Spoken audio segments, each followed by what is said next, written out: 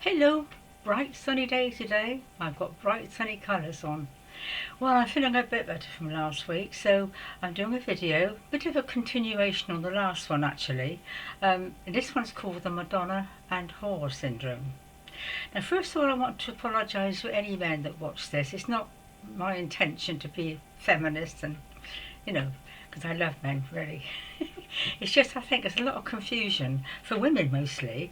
Men love what they're doing, but women get a bit confused about the fact that once you've been friends with a man, and you can be very friendly, I've got some lovely friends, one, oh, excuse me, um, uh, they seem, once you've had sex with them, they turn against you. And I think it's more a male problem than a female problem, actually. I don't know, it's guilt thing again, I don't know. But I'll tell you a personal story, which, if it's a personal story, it's got to be true, isn't it?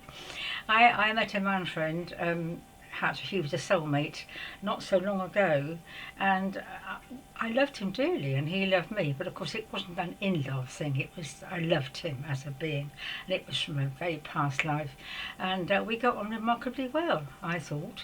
And then of course it led to the sexual connection, and I just couldn't understand her. He just turned against me. I'm not sure whether it was the family that were talking him out of it because of the inheritance, you know how things are, or whether he just, well, I think I do know. Apparently his mother had told him that all women are sluts. So of course once I'd had this connection with him, that's how he saw me. And it was so unfortunate because of course I wasn't, but that's how he wanted to, you know, how he'd been brought up, his belief system. But to save grace for him, of course, he got all these awakened feelings that he perhaps didn't have for his wife. This emotional, I don't know, this emotional stuff, the sexual stuff, the very powerful connection, he had nothing to do with them because he couldn't have me. Well, he did from time to time when he wanted it for free, but he went off to other girls. Got through a fortune apparently, because he had to put his feelings somewhere, and that was much easier for him because they weren't emotional connections. And I know it sounds silly, but I didn't mind. I just thought it's just sex. He's got to get it out of his system. He's 70 something. He's probably never had a good sex life, and I could accept it in a way. But when he found one particular girlfriend, I did get quite hurt about that because she was obviously younger than me, and you know how it goes. So that's basically the story that I'm basing this on, is that it seems that men can't be friends and have sex at the same time. They don't seem to be able to whip together. This is why I think a lot of men need to have two women in their lives. You know, they have one for the sex, the black bra, the underwear, the stuff, you know, the presents, the going out, the illicit stuff if you like, and a wife at home who does the washing, washes his socks, gives him free sex, of course. And he loves her. It's not he doesn't love her, but he can't seem to get these two together in his head. It's something a man needs. And go back through history, kings and priests and popes even, you know, they all have to have this bit on the side, as they say. So the Madonna and whore syndrome is really about men seeing women initially as Madonnas.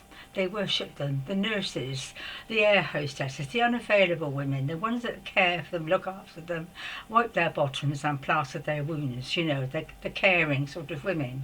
Holier than thou, well, that's how the men see them, the care.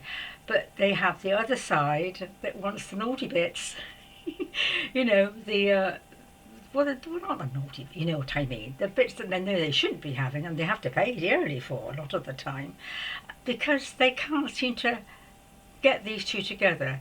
If they fall in love with a holy woman, probably a bit like, I'm not a holy, but you know, I see my friend, he did see me as, well, you know, I was a soulmate and lovely and all that, but that wasn't enough for him. He wanted the excitement and the thrill of the chase and all that. I was too easy. I was there, you know, there and free, but he wanted to pay for this excitement and buy the black bras, and that's just the way a lot of men are. Not all men, but I think most men, if they're not doing it, they wish they could, because a lot of men hanker after. That's why they watch watch the films and the pornos and the magazines, and it's a fantasy world for them. Some of them do manage to get a second woman, because most women are only too pleased to have a man on the side, and I have had one too.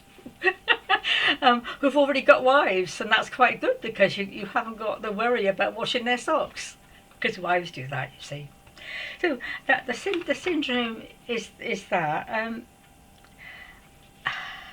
I'm not quite sure how much I can go into it, because it is a strange thing. And it seems a friend of mine, or a girlfriend of mine many years ago, she said she always had two men in her life, one for friendship and one for sex, because the one for sex wasn't terribly friendly, and the friendly one wasn't any good at sex. And I think there's a lot of people, I don't know what they even think about it, but I know women do get upset because they don't really understand the male species. They have to have a bit on the side, especially as they get sort of middle-aged. You see, when a man marries a woman, she is the priestess, the woman he loves, the woman he worships. But once the kids come along, she turns into his mother. He doesn't want another mother. He doesn't want somebody who's going to be, I don't know. I mean, I think women do find it hard to continue with the priestess bit when they've actually had, children and so forth. They're bound to go to seed a bit. And a lot of them are doing 2 or 3 jobs, of course.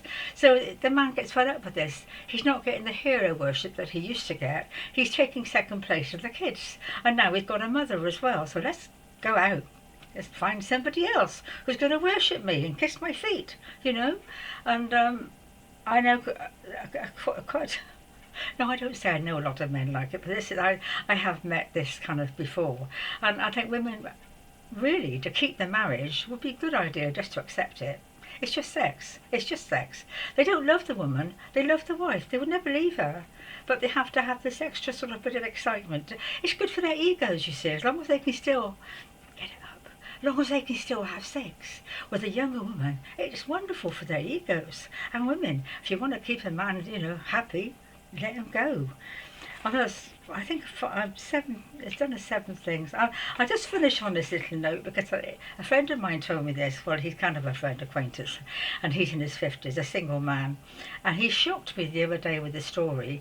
He said that most of his mates these days, and this is just the ones he knows apparently, most of his mates, when they don't want to have to, they take a woman out for a meal. That's kind of the thing. Take me out for dinner, But these days, women aren't always necessarily going to give them what they want afterwards.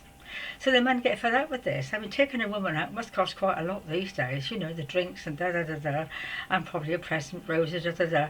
I think some women have really caused this in a way because they've taken advantage of the man. I do feel sorry for men sometimes. But anyway, this particular story is about these men. They've got fed up with paying for a woman. So what they do now is pay for a prostitute. No ties, no emotion, no thrills, excitement, cost a fortune. And so if they get through a lot of money, girls, that's what they're doing. But again, that's the way they are. They don't want to take a woman out and pay for a meal and her attention and all her love and not get anything out of it. I think that's a bit sick, don't you? I really do. So anyway, here we are. I've done 8 minutes. I am feeling a bit brighter, so I better go now. I don't know if I should be able to do another one, keep finding all these different sides to the sexual question, but it is fascinating, isn't it? The psychology of it all, really. And I think still a lot to be sorted out, isn't there? Anyway, my dear ones, I'm going to go now, have a cup of tea. You take care of yourselves. God bless. Bye for now.